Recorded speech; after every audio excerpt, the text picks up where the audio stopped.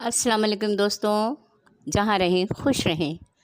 آج ایک ایسی روح کی کہانی سنانے جا رہے ہیں جس کی تدفین نہ ہوئی تھی اور وہ بھٹک رہی تھی۔ ایک چھوٹے سے قصبے میں جہاں پہ چرچ بھی بنا ہوا تھا، ساتھ ہی ایک اسکول تھا۔ ٹرسٹ کی طرف سے اسکول کے لیے سالانہ رقم آ جاتی تھی اور اس ادارے کے کچھ صاحب حیثیت لوگ ایسے بھی تھے جو گاہے بگاہے فنڈ دیتے رہتے تھے۔ اسکول کا نظام بڑا اچھا چل رہا تھا۔ یوں تو مدر ٹریزا ہر بچے کا خیال رکھتی تھیں، لیکن جولین پہ ان کی خاص نظر کرم تھی۔ جولین کے ماں باپ مر چکے تھے۔ اس کے والدین نے اپنے اپنے گھر والوں کی مخالفت لے کے اپنی شادی کر لی تھی، جس میں مدر ٹریزا بھی موجود تھیں۔ لیکن اس کے بعد سے اس شادی شدہ جوڑے سے دونوں خاندانوں نے بائیکاٹ کر لیا تھا۔ جولین کی ماں بھی اسی اسکول میں پڑھاتی تھی، باپ سیلز مین تھا۔ جولین کی پیدائش کے 9 سال تک تو سب بہت اچھے سے چلتا رہا۔ وہ اپنے ماں باپ کی بہت لاڈلی تھی۔ وہ بھی اسی اسکول میں پڑھ رہی تھی اور پھر ایک دن اس کے ماں باپ اس کی سالگرہ والے دن آرڈر کیا ہوا کیک اور اس کے لیے دوسری بہت سی چیزیں اور گفٹ لینے گئے، لیکن زندہ واپس نہ آئے۔ واپسی میں ایک بڑے ٹرک کی زد میں ان کا اسکوٹر آ گیا اور وہ گھر آنے سے پہلے ہی دم توڑ گئے۔ جولین کی تو دنیا اندھیر ہو گئی تھی۔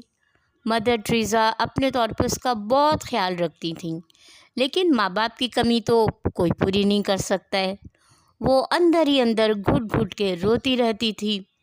کلاس 1 سے جب سے اس کا ایڈمیشن ہوا تھا، صرف مارٹینا سے ہی اس کی بہت اچھی دوستی تھی۔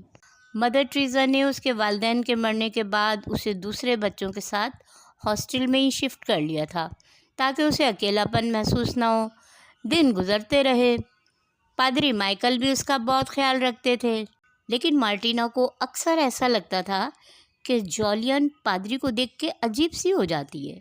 وہ جب مارٹینا کی موجودگی میں اس سے بات کرتے، اس کا ہاتھ اپنے ہاتھ میں لے کے بڑے پیار سے سہلاتے، تو جولین بے اختیار اپنا ہاتھ چھڑا کے ادھر ادھر کہیں بھاگ لیتی۔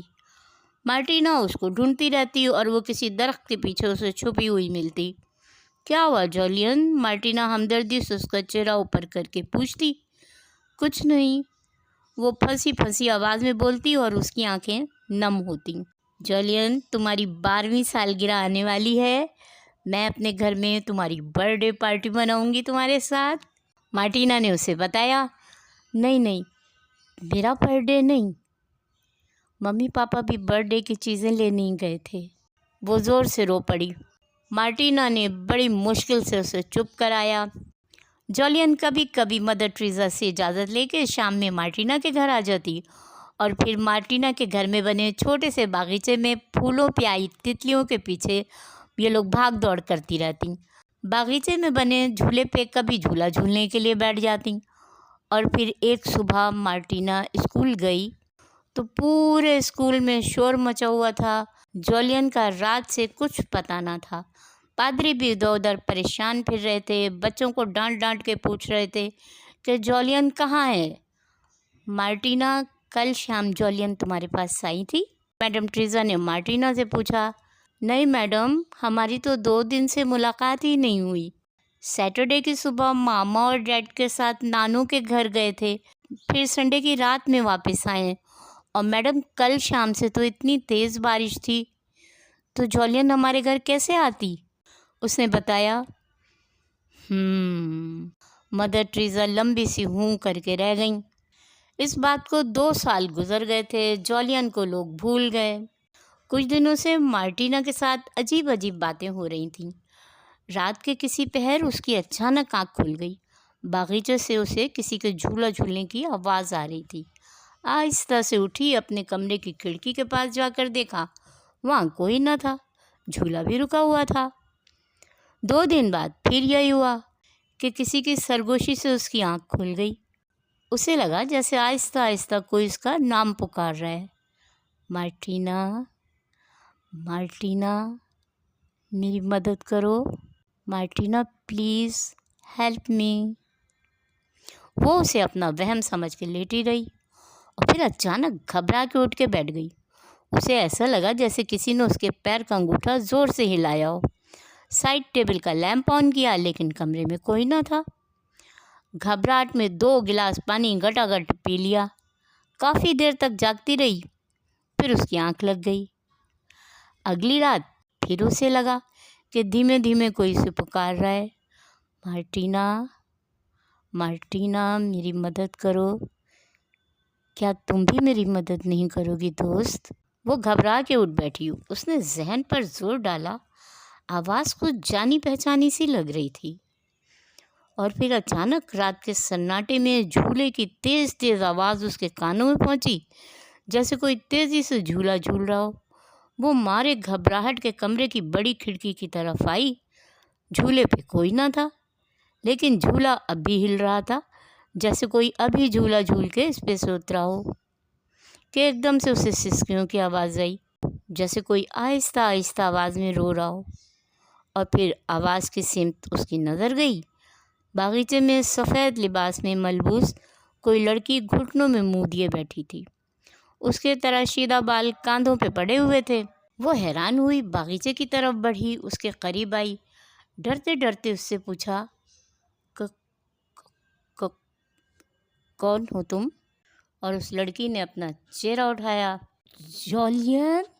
मार्टिना की आवाज़ गले में ही घुट के रह गई। जॉलियन का चेहरा खून से तर था, सर पे बहुत गहरे ज़ख्म थे, ताज़ा ज़ख्म। वो रोते हुए उठ खड़ी हुई। मार्टिना मेरे साथ आओ, उसने कहा। नहीं नहीं नहीं, मार्टिना की डरी सहमी घुटी घुटी सी आवाज़ हलक से निकली। मुझे तुम्हें कुछ दिखाना है। जॉलियन बज़िद थी। नहीं नहीं, मैं नहीं। अभी उसके मुंह से इतना ही निकला था कि मार्टिना के इनकार पे उसने जैसे हुक्म दिया, चलो मेरे साथ। और फिर अनजाने में किसी हैप्नाटाइज किए हुए मामूल की तरह मार्टिना उसके पीछे पीछे चल दी। स्कूल की इमारत के बाहर वाले हिस्से की तरफ से जॉलियन आगे आगे चली जा रही थी और हॉस्टल के पिछले हिस्से की तरफ काफ़ी आगे जाकर रुक गई, जहाँ न जाने कितने सालों से अधूरे खंडरनुमा घर थे, जिनकी तामीर का काम अब तक रुका हुआ था। सामने घने दरख्त पे पादरी की लाश इस तरह झूल रही थी कि ऊपर की तरफ उठे हुए दरख्त का तना पादरी की गर्दन के आर पार था। आंखें बुरी तरह बाहर को उबली हुई थीं कि जैसे डेले अब बाहर की तरफ गिर जाएंगे। मार्टिना खौफजदा खड़ी ये सब देख रही थी। उसकी कुछ समझ ना आ रहा था। फिर जॉलियन ने अपनी उंगलियां उसकी कनपट्टी पर रखीं और फिर मार्टिना को लगा जैसे उसकी आंखों के सामने कोई फिल्म चल रही है। शाम का अंधेरा बढ़ा हुआ था, रात होने वाली थी, बारिश भी हो रही थी और वही पादरी बड़ी बेरहमी से जॉलियन का हाथ घसीटता हुआ उस दरख्त के पीछे ले जा रहा था। जॉलियन डरी सहमी बुरी तरह रो रही थी। और फिर मार्टिना ने देखा कि पादरी ने अपनी हविस की आग बुझाई। जॉलियन बेदम पड़ी हुई थी और पादरी ने इधर उधर नज़रें दौड़ाईं। उसके जहन में यह था कि बाद में जॉलियन किसी को कुछ न कुछ बताएगी। एक बड़ा पत्थर पादरी ने उठाया और पै दर पै जॉलियन के सर पे वार करता रहा और बाद में वो पत्थर वहीं फेंक के निकल लिया। अब मार्टिना को दरख्त के नीचे हड्डियों का ढांचा दिखाई दिया। उसके जिस्म पे वही कपड़े थे जो अक्सर जॉलियन पहने होती थी, लेकिन मौसम के असर से अब इनका रंग मान पड़ चुका था और जगह जगह से फट भी चुके थे। मार्टिना अब जैसे अपने हवासों में आ गई। मार्टिना, मुझे चैन नहीं मिल रहा। इस ढांचे की तदफीन रसूमात के साथ करवा दो। तुम ही मेरी वो दोस्त हो जिस पे मैं भरोसा कर सकती थी। जॉलियन बोली। अब मार्टिना को जॉलियन से डर नहीं लग रहा था, वो समझ चुकी थी। फिर उसी दिन मार्टिना ने अपनी माँ को सारी बातें बताईं और उसके साथ जो कुछ हो रहा था कुछ दिनों से वो सारा जिक्र किया। उसके बाद मार्टिना के वालिदैन और मदर टेरेसा ने पूरी रसूमात के साथ जॉलियन की तदफीन कर दी। उसके बाद जॉलियन कभी मार्टिना के ख्वाब में नहीं आई। ओके दोस्तों, अल्लाह हाफिज़।